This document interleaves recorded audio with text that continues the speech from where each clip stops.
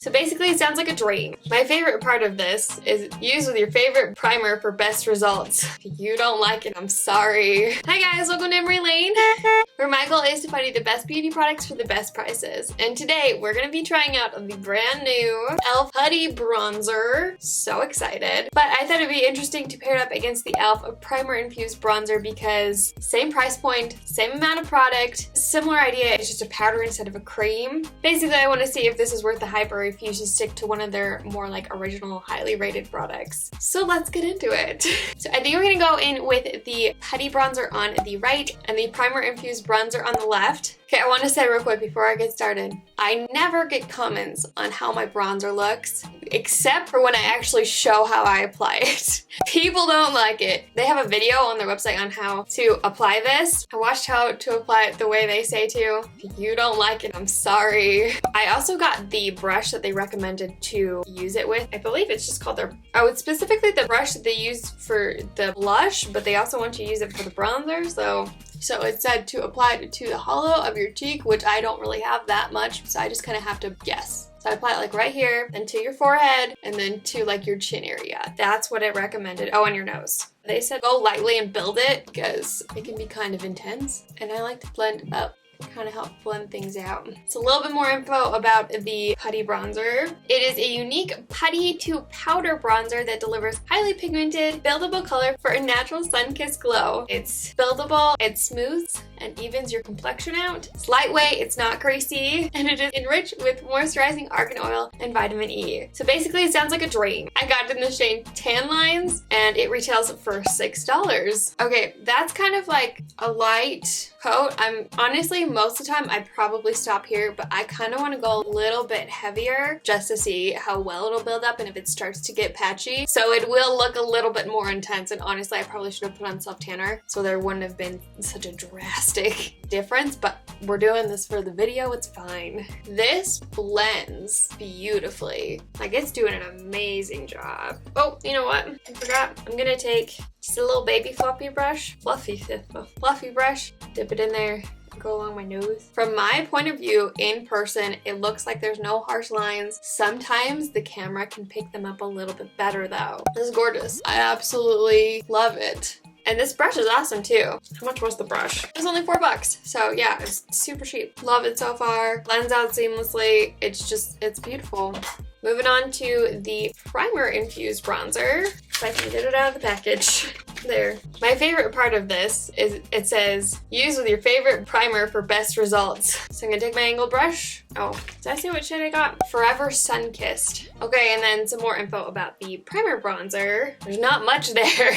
Kept it straight to the point. It's a long-wearing matte bronzer that is infused with lock-on primer powder. Lock-on primer powder, yeah. I don't know why it was right. To ensure a full day of bronzed, sun-kissed glow. This bronzer is smooth and easy to apply while adhering to the skin for long-lasting wear. Okay, a couple things I noticed right off the bat. This is not quite as easy to blend out as the Putty blush, but it's not difficult by any means. It's just not quite as beginner friendly, I guess is what I'm trying to say. I would say the Putty blush looks a little bit more natural, and probably because it's like a more buildable formula versus just straight off the bat. I didn't like swirl into this. I like dipped once. That's it. My pale skin is always cautious of bronzer and the contrast that can happen. But besides that, I mean, I really like both so far. It's like a little bit of a different look. I would say this side is more matte than this side, so this side probably just looks a little bit more natural. I would say the only big downside to this is it doesn't come as nearly as many shades. I think it comes in 3, whereas the other one comes in 6, I believe. 8, sorry, it comes in 8 shades. Besides that,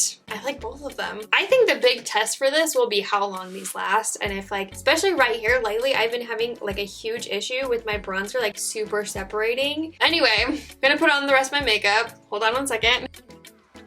So I skipped the highlighter because I didn't want it to affect the bronzer at all. And I used a matte blush. And I just did it on the parts where I didn't apply bronzer. Normally I like mix the two together to get a little bit more of a seamless look, but I don't want anything to get in the way of the bronzer at all. So might not look the most seamless ever. So I didn't apply any primer beforehand, and I'm not using any setting spray or setting powder. These guys are on their own. I mean, minus the primer that's obviously built into this bronzer, but that's fine. It is currently 11:29. Now I'm gonna go about my day. I will do a check-in halfway through the day in natural lighting so we can see how everything's holding up and see what it would like look like in actual daylight versus just like in front of studio lights. So I will see you in just a second.